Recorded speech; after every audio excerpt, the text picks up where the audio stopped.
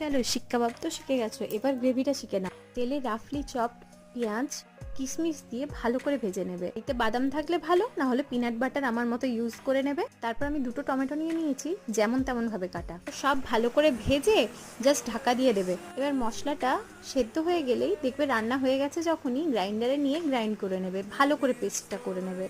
এরপর কড়াইয়ে আবার তেল দিয়ে গোটা গরম মশলা দিয়ে দেবে। একটু সুন্দর গন্ধ বেরোলেই আদা রসুনের পেস্টটা দিয়ে দেবে। আদা রসুনের কাঁচা গন্ধটা চলে গেলেই গ্রাইন্ড করা মশলাটা ঢেলে দেবে। তারপর স্বাদ মতো নুন আর কাঁচা লঙ্কা বেটেও দিতে পারো, কিংবা আমার মতো শুকনো লঙ্কাও গুঁড়ো করে দিতে পারো। আমি কালারের জন্য শুকনো লঙ্কাটা গুঁড়ো করে দিয়েছি।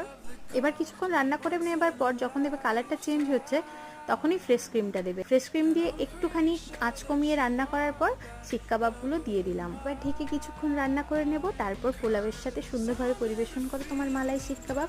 ভালো লাগলে চ্যানেলটা